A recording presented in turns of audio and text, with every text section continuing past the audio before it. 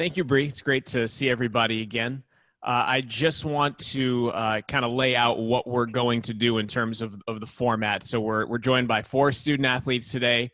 Angel Reyes from the men's soccer team, Dohee Lee from the women's tennis team, Joe Fitzhugh from the baseball team, and Kira Christmas from women's water polo.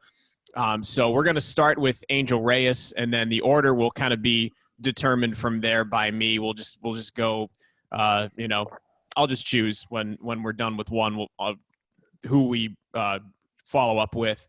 But while I'm asking questions to each student athlete, please, if you have questions for them, you can send them to Bree, and that way, by the end of our chat with each student athlete, which we're going to try and keep to about 15 minutes per, so that we can fit this in an hour, you'll be able to get your question to whoever we're speaking with. So just wanted to lay that out as well.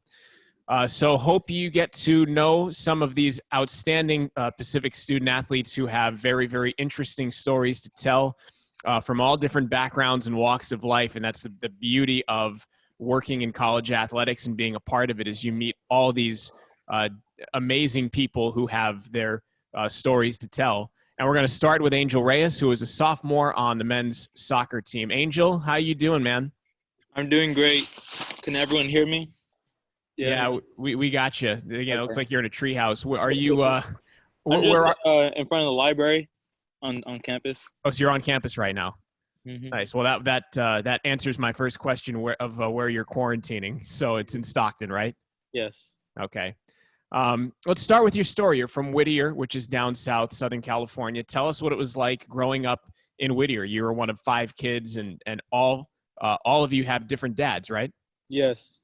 So I didn't only grow up in Whittier, but I grew up to like the neighboring cities around it. So also like Norwalk. I moved around a lot when I was little. Moved around about like 5-6 times. And growing up over there, there's a lot of distractions. So like, but for me, sports kept me out of those distractions. Could be just making trouble or. But sports gave me that kind of structure to keep me away from those distractions. And so a lot of my childhood I was playing track, football, basketball, but soccer, it stuck with me because mostly I want to do football, but there's a lot of injuries in that, so I stuck with soccer throughout high school. And yeah. You mentioned some of the distractions. Can you take us into kind of what you grew up in as far as those distractions? Mm-hmm. Well, first of all, the people, like just how many people are in the house with you, like my other brothers and sisters, even though they're like half brothers and sisters, like I feel like they're full to me because like we grew up together. Especially when you're living with them, right? But yeah, so at first it was like 4 of us to one room because, we didn't have a lot of space. But as we had better income, we could, we had a house that was 5 bedrooms at once. That was the best house I like living in. But right now we were living in like a 3-bedroom apartment with 2 bathrooms, and there's like 9 of us. My uncle, my mom, my brother, my 2 sisters, and then one of their boyfriends, and my brother's girlfriend. So just other people's lives could be take a toll on yours. Sure. Close quarters. I know from hearing your story, times were not always easy for your family. And in fact, there were times where they were pretty dire. And there were some nights where you had to sleep in cars. Can you tell us about that and how those times shaped you ultimately? I feel like times like, where you have to sleep in a car or your grandma's place or, your tia's house, your aunt's house or something. Times like that, it could be make or break for a lot of people. For me, I think it made me a stronger person, but for like someone that was really close to me, my little brother, I feel like it took a toll on him too much and he couldn't handle it. So like things like that, it can make or break someone. And I feel like it made me stronger as a person. How did you get through those times? Like I can't imagine being in that situation. I'm sure a lot of people that are here can't imagine being in that type of situation, but how did you reconcile that at, 10 years old, however old you were, and ultimately get through it and persevere? Mm-hmm. Well, for some people, you just need outlets. So for me, sports was a big part of my life because that would be my outlet to, if I had frustration, just leave it all on the field. If I had, just to escape from my problems, like that was my, my outlet. So for me, sports was important. So that being said, when did you get into soccer, and what kind of an outlet was that for you? For me, I got into soccer when I was really little, like probably like 5. And for me, soccer is very diverse. So there's a lot of people coming in and out. So a lot of people don't judge. So that's why I like soccer like the most out of a lot of other sports, because some other sports, they could, just be not the right fit. But soccer, I feel like it it's like, my calling. Did you have natural ability when you started playing, or was it something you really had to work at? Um, I mean, obviously you naturally, had to work, yeah, but I mean, was the yeah. natural ability there? Naturally, yeah, I'm athletic, but also for other people like with, money, when they're younger, they could be on better teams, they could get better training, individual training. Me, I never had that. Hmm. So I base my success on a lot of my natural ability, definitely. You had an interesting journey to Pacific. You had a teammate get recruited by Pacific. That's how you were noticed, right? 2 of my teammates, yes. Take us through that time, and how you got connected to Pacific. Okay, so it was a pretty big tournament that we were in. So we used a guest player from Japan. That's Mamoru Kamasasanuki. He also goes to University of Pacific with Say me. that again. What was that name? Mamoru Kamasasanuki. Yeah. You could call him Mo. He's pretty cool. He's been one of my best friends for about 6 years now. But yeah, he was guest playing with me, and then another one of my teammates, Jose Sosa, that had his freshman year at University of Pacific. They're both with me, and they're both getting scouted from the by Ryan Jordan, my first year coach. And while they were recruiting them, they saw me, and they saw, just my hard work, my natural ability. They're like, we could, as long as he keeps on showing that he wants it, we could form him into a great player. That's what they're thinking at the time. What I was thinking at the time, I was just, out there playing. I didn't even know I was going to go to college for this. Like, I was just out there, just being myself, having fun. It was the weekend. That's what I was doing. And we ended up winning that tournament. So it was pretty cool. What were your interactions like with Coach Jordan when he first started recruiting you? At first, like the first time I even knew he was interested, it was through my teammate Jose Sosa. He was like, "Yeah, coach, like he's recruiting me, but he said like he likes you too, so just work." And then when Ryan Jordan was talking to me, finally, that first phone call after we won the tournament, I also had another coach contact me, like San Diego State, but vibes are different. Like it just felt like he cared about me as a person more than, as just an athlete, as just a like prospect. Like he wanted me to bring me to a family, and that's how I feel at Pacific more than anything.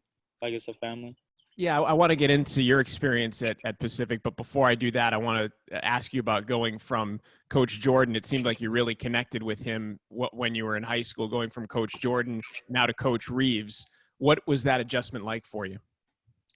Well, for anyone, just Reeves is here too, by the way. So I mean, take it easy. Coach, Just yes. FYI. um, it was difficult at first because you're losing that figure in your life that tells you what to do, and you listen, someone that you're willing to listen to. So you're losing that, but at the same time, the transition, like Adam Reeves, he made it a lot easier than it was supposed to be. So I thank him for that. I want to get into your experience so far at Pacific. You are a sophomore, so what's it been like being on campus, and how has it been being in Stockton for 2 years? Stockton, I like it. It reminds me of home. uh, on campus, especially, is beautiful, as you can see. And for me, there's ups and downs. There's the academic side where it could be a struggle, but people like Dilemma or Taylor, right, and even my advisor Pete Schrader, they're all, very helpful, and they're willing to help, not because of the paycheck or anything, because they care about you as a person, as a student athlete too.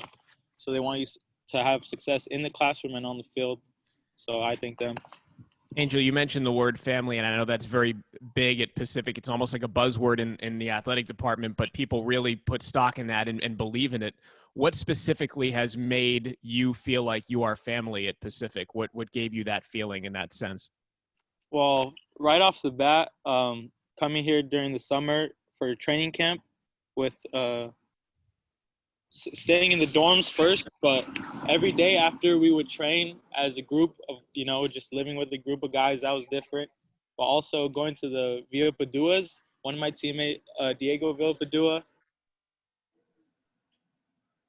generous, and all of his brothers are very generous. They would always cook for us and would watch like some, games, some soccer games. And those memories, that makes you feel like family. They just take you in right away. Like, that's the greatest feeling to me.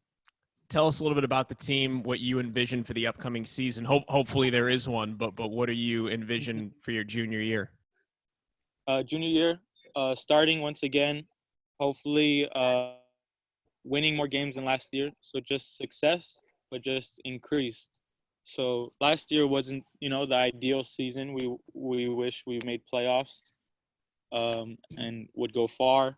But this year, I believe that going through those up and downs with my teammates, that's gonna make us that grows our relationship and makes it a lot stronger and tighter.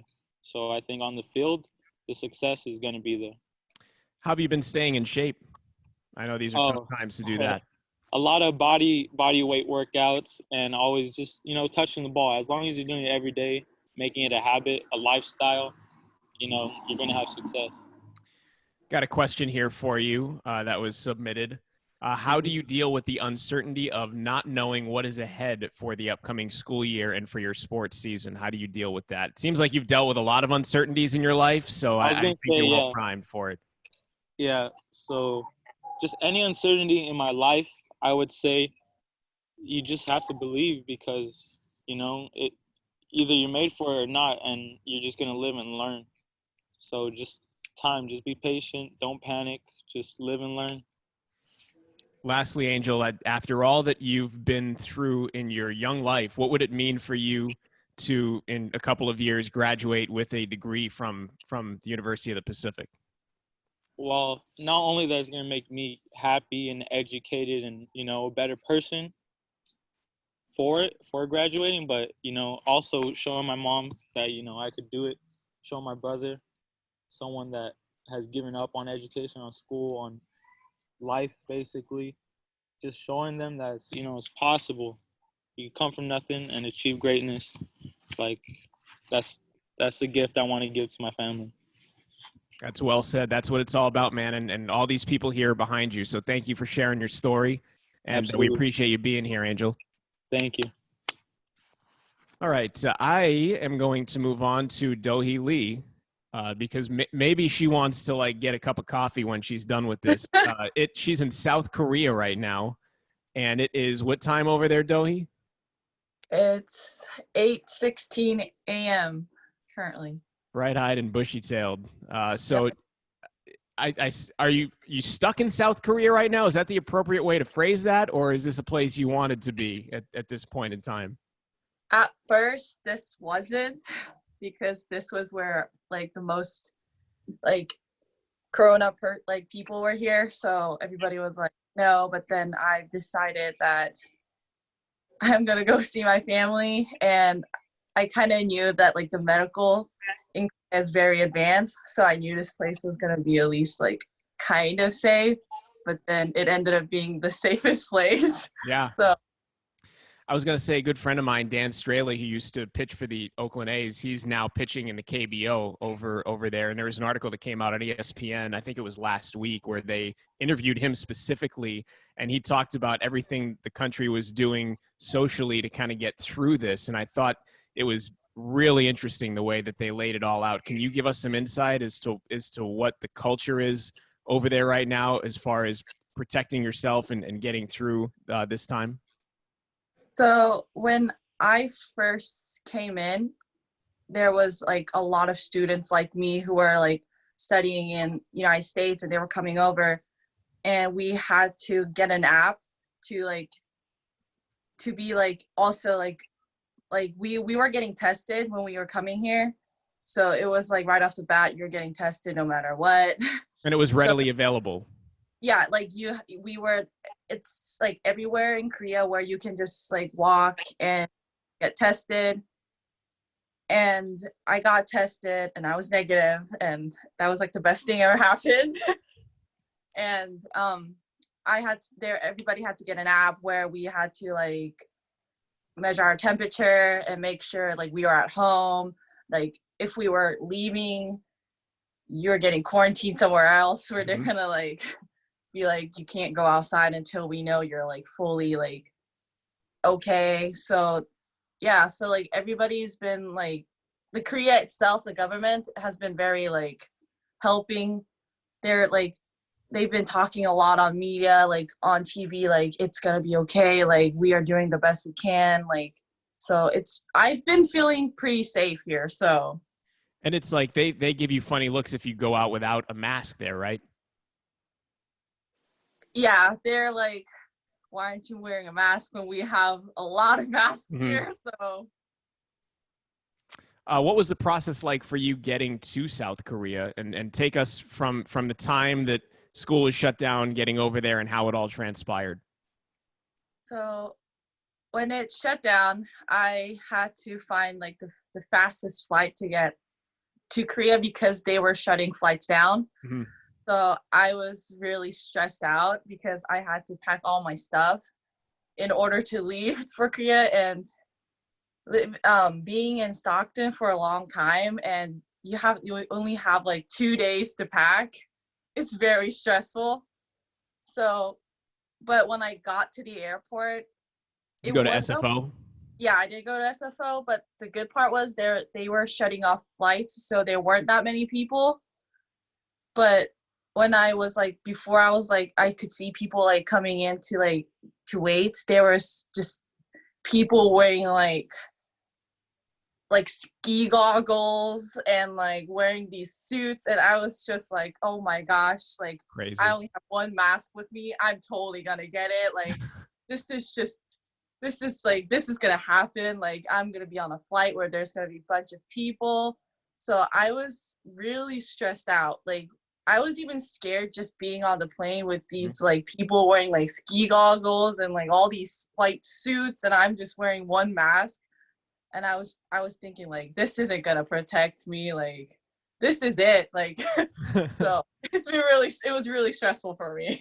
Yeah, I hear you. It's like when I go to the grocery store, and everybody probably has the same experience. I feel like I can't breathe. Like I try and hold my breath. Like it's kind of like that. Like where people are, I feel like people are looking at me, and it's like, is he going to breathe in my direction? And I can't imagine being on a plane to South Korea for that amount of time. I imagine it was like a similar experience for you. Yeah, How tough was it to see your season canceled? it was actually really heartbreaking because I expected so much out of this year because we had a stronger team, and like we were all like, oh, this year is going to be the year where we're going to make it to conference and we're going to play well, because we were all like starting to click with with each other, and we were like having like the same goal as a team, working towards that. And the fact when it canceled, it was really heartbreaking for me as captain, but it was really heartbreaking for my seniors because they were really wanting like to have a change in our tennis program, but before they could do that, it was already like they didn't have a chance. So Yeah, and just to be clear, you just, I guess, finished your junior season prematurely at Pacific, so you were a junior and you will be a senior. How did you grow your game going from your sophomore to your junior year, if there's anything you can identify with that? I guess from like being like after playing like my first 2 years and being a junior, like you kind of get used to like not feeling as nervous because like you kind of like played those girls before. So like I kind of just like keep my like try to keep calm as much as possible. So the more each year goes, I've been just getting less nervous because I'm just like, yeah, I'm just gonna go out there and beat that girl no matter what. Mhm. I don't care who she is. I'll just do whatever I can. So that's yeah. So you're still in school. So this is the funky part of this whole thing. So you're still taking classes, and it's distance learning, but there's a crazy time change, as you might imagine, between South Korea and Stockton, California. Yes. Handling the distance learning with the time change. So I have a class at 1:30 a.m. that goes until 2:45 a.m. on Monday, Wednesday, Friday.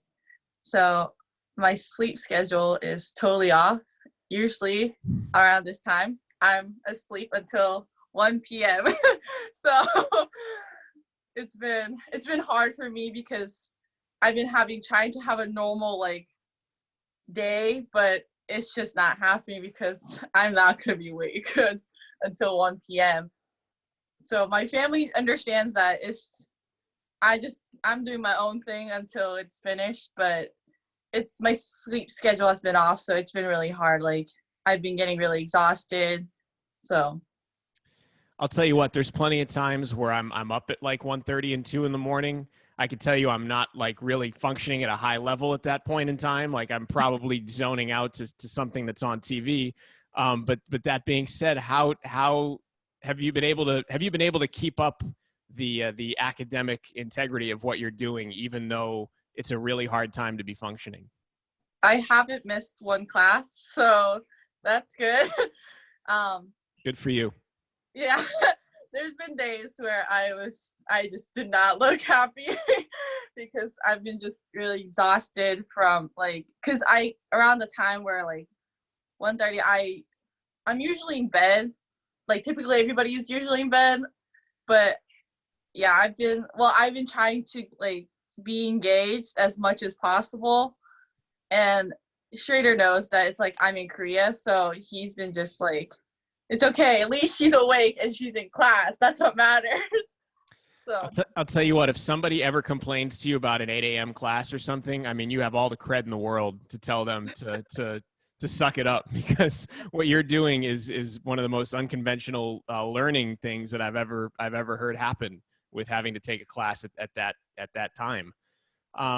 Tell us a little bit about coming to Pacific. You were the number 2 ranked female tennis player in the state of Kansas, number 67 in the country. So you were very highly regarded. What guided you to Pacific in Stockton? so I am from South Korea, but I lived in Wichita, Kansas Mm-hmm. since second grade through high school. So for me, Kansas wasn't my place. After living like a couple years, you kind of know like everything around that place.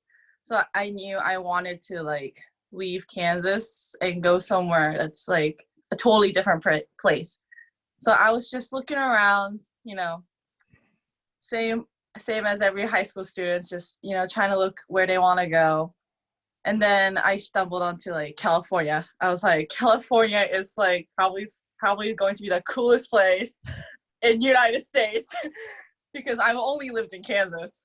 So I was just like, okay, California it is. And then I looked at schools in California, and then I was just like, let's try Pacific, and I got recruited.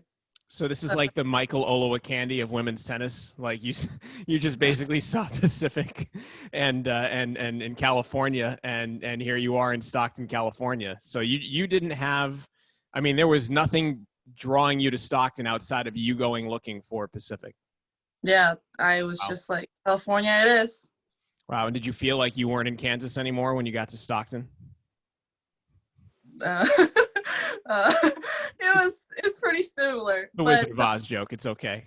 It was pretty similar, but the fact that I could go to cities like SFO or like San Francisco or like Sacramento was just mind-blowing for me, because I've never seen that many people like in a city. Like unless I was in South Korea, I was like, whoa, this is totally new. Like everybody's like busy. There's just everything so compacted because Wichita is like everything's like far apart where like you cannot walk to places.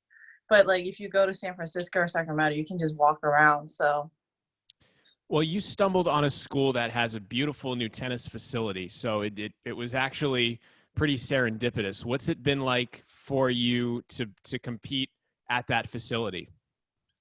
so from when I came in, it wasn't fully finished, but I've heard stories like before that the tennis courts were not the best like to play at. So I've been hearing stories like from our like upperclassmen. They're like, yeah, you guys are lucky because when we played, it was not like great. And it's been really nice because like there's been a lot of people who be like, oh my gosh, like from the opponents, they're like, oh my gosh, their courts are like awesome, like compared to ours. Like we could hear them like whispering, and we're like, yeah, we're Pacific, and what are you? Yeah, you're not our school. So it's been really nice because we have like on like our own lockers. Because before that, my freshman year, we had to share with cross country, from what I remember. And having our own lockers gave us more like privacy and like we could have more team bonding. So that's been really good. That's awesome. All right, Dohi, we have some questions for you. First one, what is your goal and what are your plans once you graduate from UOP?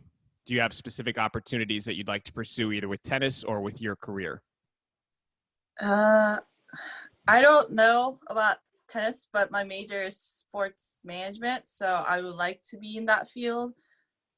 For my like goal, hoping that I could achieve this goal, that I would get into Nike and have like a connection between Korea and United States, like me being like the between of that as a Nike. But I don't know because I'm just setting my goal really up high.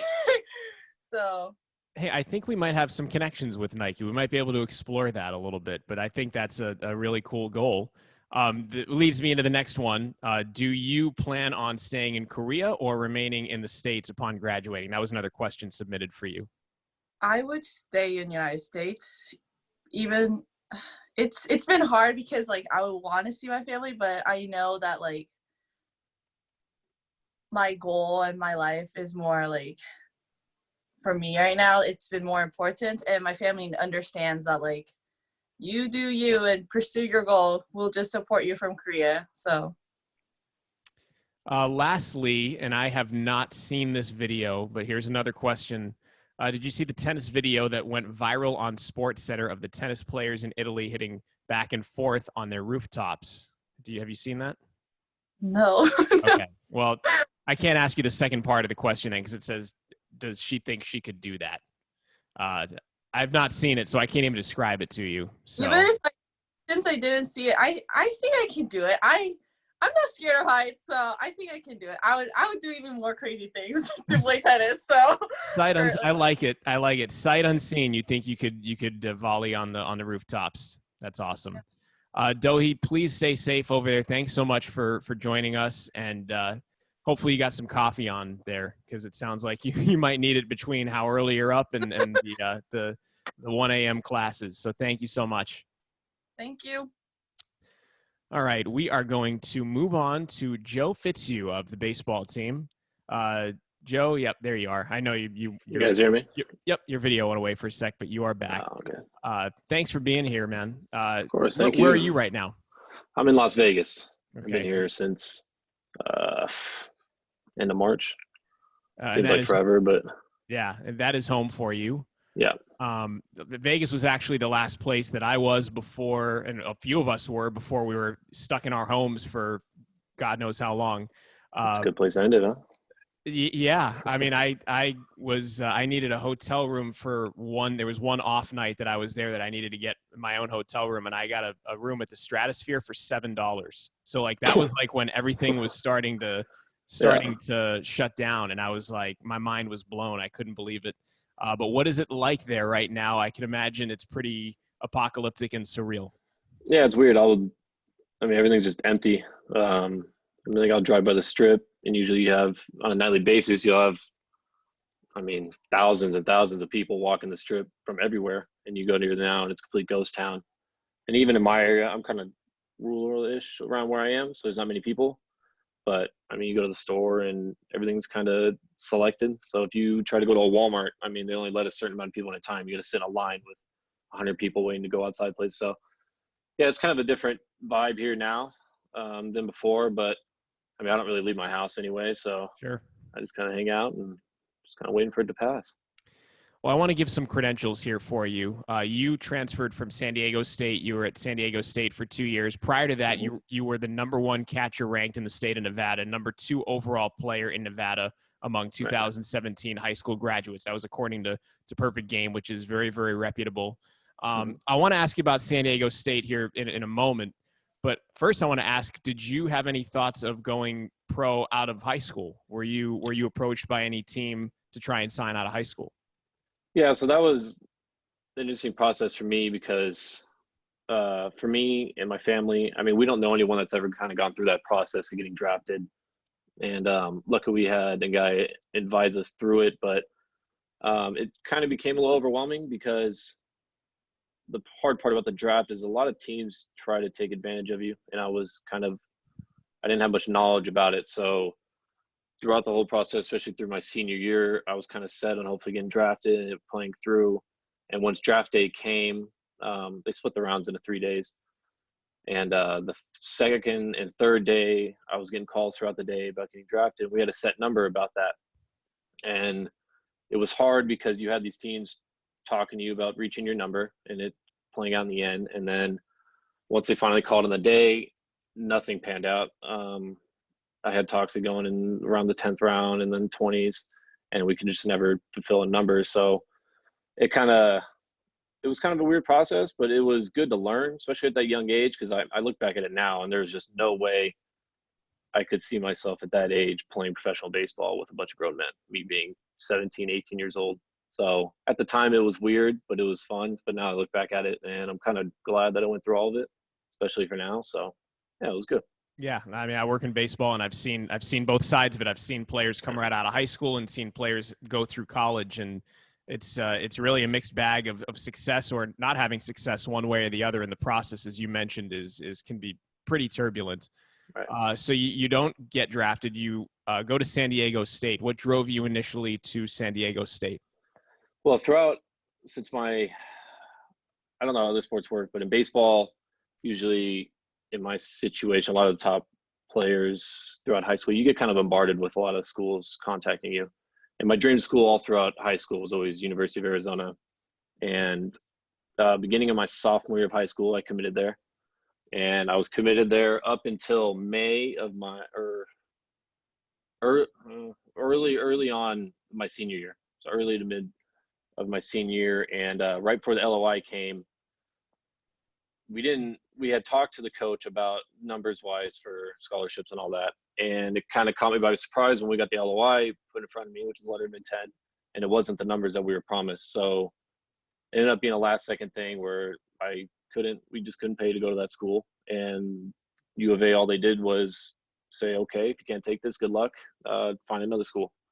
So I didn't have much time to really digest that and look for other programs, because by then, I mean, everywhere was filled up and there was really no money to go anywhere.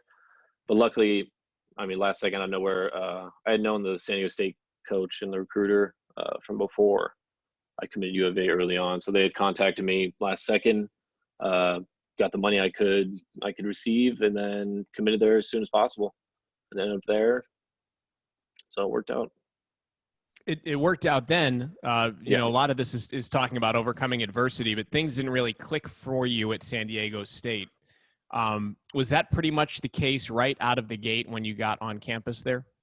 Yeah, it was tough because I know everyone can agree as a freshman going into college, especially a school like that where you have 40,000 kids, it became really overwhelming.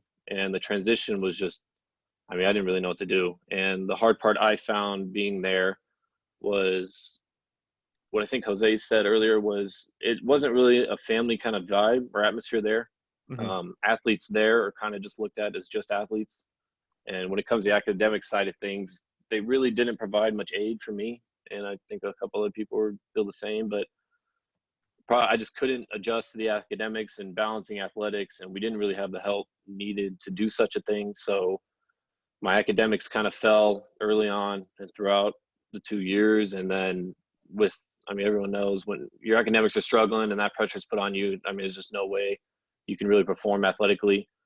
So just that whole deal there. A lot of issues came with that athletically, academically, and that just caused problems. I battled injuries. The way those injuries were handled was tough, and everything that I went through, from my opinion, was you just kind of got put on your own. And when something bad happens, you got to figure it out yourself. And if you don't want to figure it out, then you can find somewhere else to go. So that's where I kind of find the struggles with being there. I think a lot of us have been in situations in life where I would liken it to, you feel like you're treading water, like you're just kind of bogged down. You don't know where to turn next. What did it feel like for you being in that struggle where you had it coming at you from both ends, the academics and then the baseball? And here you are, the number one catching prospect in the state of Nevada, and you're not cutting it at San Diego State. What did that all feel like for you in that time? Yeah, it was just hard and overwhelming. I went from it being September of my sophomore year to being one of the top players on the team, going to be one of the top players in the conference, to we skipped to May. I'm not playing. 2 weeks later, I'm leaving the school, and I don't know what I'm going to do without that. So it kind of broke me down mentally, especially knowing I had to leave the school. That was really hard on me, and I was contemplating not even playing baseball again. And it just kind of put me down just to rock bottom, and I didn't know what I was going to do. And luckily, University of Pacific kind of hopped on and helped me with everything. But yeah, it was just hard to deal with, and I never dealt like anything with something like that in my life. So it was tough. Yeah, I can imagine. I want to talk about the transition to Pacific here in a moment. But first, while we're on it, I want to ask what you'll take from that experience at San Diego State and what you'll remember from that and use from that for the rest of your life, as far as, facing adversity and getting through it. Yeah, the biggest thing I took from it personally was, and would always tell guys that are younger than me and going into college, is kind of just don't know the situation you're going into, be comfortable with the people that you're surrounding yourself with, and especially guys I know that play baseball or are going to go into college, just don't chase the big name, because that's kind of something I always did in college. I just didn't really look into the academic side of schools, and I kind of looked at myself as strictly an athlete. When now being older and more mature, I understand that's not all that I am, and that's not all that anybody is really. So just kind of putting myself in better situations, understanding both sides of things, and kind of just understanding when things get low, that everything happens for a reason and it all goes up in the end. So that's really helped me out, and I'm glad everything happened, because now looking where I am, it's just worked out better than it ever could have. Yeah. So you catch a lifeline with Pacific. How did that all go down? So I met Joey Santani, I think the first time he saw me when I was like 14, 15 years old. And he was at San Diego State coaching when I was getting recruited there early on. And he was also there the freshman of my fall year. So he kind of already had an idea of who I was, and he's seen me play a good amount. And he's also good friends with one of the coaches over at San Diego State. So when I decommitted or left San Diego State, first guy that called me pretty much a couple of weeks later was him out of nowhere. And this was during the time where I didn't even know if I wanted to even play baseball still. But I'm glad he did it, because I was still persistent if I even wanted to do this at all. But luckily he just kind of kept hope, and he kept trying, and he finally got me on board, which I'm glad he did. And just the process was tough because of how late it was, and with the academics I had, it was hard to get me admitted into the school. So just all the hard work they put in to get me into that school, which seemed like it wasn't going to be possible. I'm just grateful that it happened and it all worked out. Yeah. So prior to the stoppage, you were hitting 306, 10 ribbies. You hit for the cycle on March 1st. So clearly you are comfortable in this setting. What did the change of scenery allow for you, if you really think about it? I just think the comfort part of playing. The problem with being in my previous schools was I just felt like I always had to kind of look over my shoulder when I was playing. And I just felt like a lot of pressure was put on the players at that scene. So coming here, I mean, even Garco being gone and C-Rod stepping up. I mean, these guys, the way they kind of handled us as players and they treated us like respect, and not only they didn't just look at us as, okay, these are my guys, I need to control them, do everything to do. What I loved about being here is they let us just play, and the comfort that they let us have around each other, around them, it just kind of made playing baseball fun instead of seeming like it's a job or being here because we have to. And the atmosphere here, I mean, it's just laid back and you can just perform to the best of your ability without having any worries. So I mean, that's just the biggest change I realized when coming here. So you're in the middle of this really nice season, and then this happens. How frustrating was it for you to have the season be put on ice when when you're finally, after some time, hitting your stride? Yeah, I mean, I even say it now. I mean, it was the best year I've had so far in college for the first whatever weeks we were playing. But no, that was just a weird situation because we went from traveling, going to school 1 week to the next week, we're in the middle of a game getting told that we're not going to be able to go into campus anymore. So we're just going to focus on season and playing baseball. And then the very next day, getting the call that our whole season's banked. So that was weird, especially because, I mean, even as a team, we were just enjoying it so much. And I think we had a lot to prove this year, which sucked. But it was just weird because you go from seeing the team and guys every day, going to school, staying in your regular routine, to now I'm home, stuck in my house every single day. It's kind of a different vibe, not seeing the guys anymore. So yeah, it was definitely weird. All right, I have a question for you here that was just submitted. You mentioned doubting yourself continuing in baseball. What's your confidence level now continuing to play at Pacific? Like, so how has your confidence grown from where you are, the depths of where you were to now where you are? Now to then, I mean, it's night and day. I love the game again. I love playing. I know that I can perform at the highest ability, and I just don't think I had that before. And just the comfort level I have now in the field to then, I mean, it's just through the roof. So now playing, I mean, I love it. I feel like I'm the best player there every day, and I just think that's the confidence everyone should have. And I'm just glad that I finally have it. How's the distance learning thing going for you? I mean, I'm a media major, so a lot of my work was already online. So transition-wise, it hasn't been too bad, but it's been weird just kind of keeping up with all the class and everything. But, I mean, it's not too bad. I've been doing well, so. Lastly, how about staying in shape? What are you doing there to get creative? God, so we've had this this kind of gym setup deal that we've had in my garage since we've told that around since I was probably 6 years old. So luckily, my dad's been trying to sell it for years, and it's finally came into use. So I'm glad we've kept it. But no, I've just been working out here. Throwing's kind of normal. I can throw in the front yard. Hitting's difficult. So the one thing we do now is I bought a little Nerf gun that shoots little tiny balls, probably this big. And my dad will sit in the driveway. He'll shoot them at me, and I'll hit them into the street, and they don't go too far. So we're just kind of adapting the way we can. So it's good. Nice. Well, congratulations on finding Pacific and the success that you've had here. We're all thrilled for you, and hopefully you don't miss a beat when everything gets back to normal. But thanks for being with us, Joe. Absolutely. Thanks, Zach. Appreciate it. You got it. All right, we saved the Olympian for last, and yes, I'm going to call her an Olympian because she was supposed to be competing in Tokyo, and unfortunately, that's not going to be happening this year. But Kira Christmas, one of the most decorated women's water polo players to come through Pacific, two-time first-team All Golden Coast Conference selection, Golden Coast Conference Player of the Year in 2018, 8th on the all-time scoring list for women's water polo at Pacific. Kira, thank you so much for being here, and where are you right now? Thanks for having me. Can you hear me? Yeah, I got you. Yeah. I am in Calgary, Alberta, Canada right now, where I've grown up. Okay. How is the COVID situation up there? Alberta is one of the hotspots for travelers.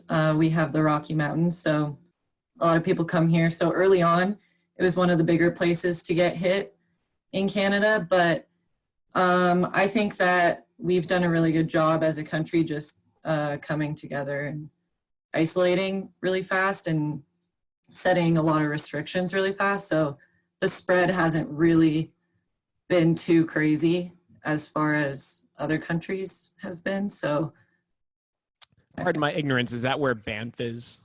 Yes. Okay. I get like, it seems like all the travel offers that I get, because I've signed up for so many, like they're trying to get me to go to Banff, and it looks beautiful. So I can understand why people would want to go there. All right, let's get into it. You redshirted this season with the intent of competing in the Olympics for Team Canada.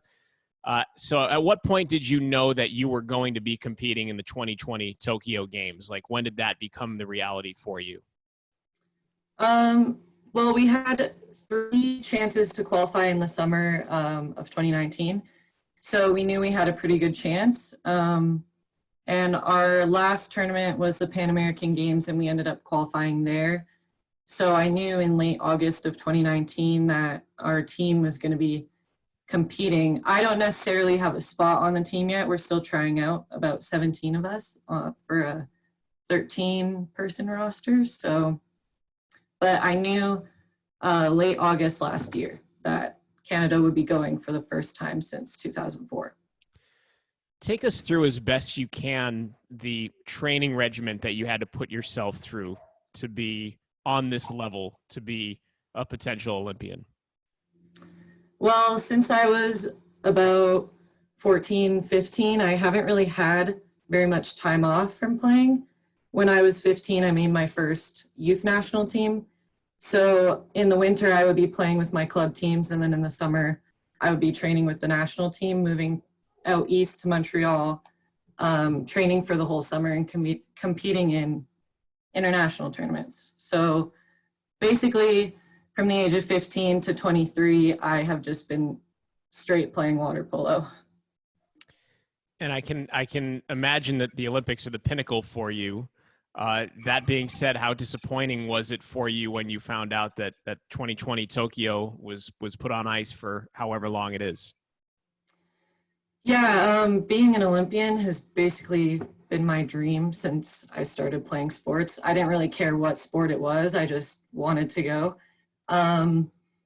But I think, we had a conference call saying that with Team Canada saying that the Olympics would likely be postponed. But then we found out over social media that Canada wouldn't be sending a team if it wasn't postponed. So that was like completely heartbreaking, knowing that everything I've done for the past year was just could just end. Mm-hmm. I think it was almost because of that, it was a relief to find out it was postponed more than disappointment, which I think was kind of a good thing.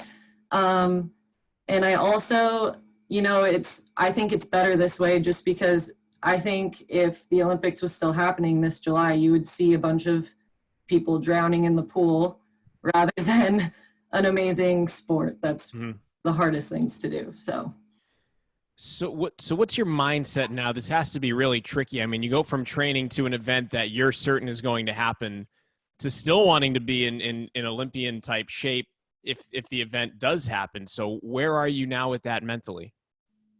Yeah, it's so different from anything we do for our training because no pools are open. And the weather here has just started getting nice, no snow on the ground finally, so I can actually go outside. So it's been hard to stay motivated training in my basement with the limited amount of equipment that I have, trying to be creative with water polo drills on land. But my parents and I just started building a pool in our backyard out of hay bales. So. I was going to ask you about that. What in the world? I heard about that. How do you build a pool out of hay bales? By the way, this is like peak Canada. This is something I would totally imagine happening in my city is known for like being a hick town, so this is probably like the most hick it can get. But yeah, my dad and I picked up a bunch of hay bales and just started stacking them and then put a tarp in there and filled it with water. So we're going to see how it works out. That is pretty industrious. Let's talk about your journey to Stockton. You mentioned you didn't care which sport you played. You were a decorated amateur athlete in Canada. You played multiple sports, water polo, of course, but then volleyball, basketball, cross country, track. So let's start with this. When did you know it would be water polo for you? I was definitely like a water baby from when I was young. So I loved swimming and I loved water polo when I first started playing it. And I think the amount of time commitment I had to it already, plus just I loved how not a lot of people play water polo in Canada, and I loved the uniqueness of it. Plus I was pretty talented at it from a young age. So I think just finding a sport that I was going to be the most successful at, plus I loved every second of it, I think I knew water polo was it. So how did you hear about Pacific? I was actually, well, I knew a couple teammates who had gone to Pacific from my club water polo team, but I never really saw the campus or heard anything more about it. But I was at a Youth World Championships event, and our team got second place there. So a lot of NCAA coaches come and scout at those events all over the world. So James's old assistant coach, Kendra, she was there and she approached me and we started talking, and I decided to come on a recruiting trip. So that's how I found out. Okay. So I was going to ask what the recruiting process was like with Coach Graham. I guess you were met in person by an assistant, but then what was your interaction like with Coach Graham? I had some long phone calls with James, him telling me everything about the school. So I was immediately really interested. And when I got the chance to come on a recruiting trip, I was really excited about it. Obviously, Pacific's become known as Water Polo U, right? Like that's the thing.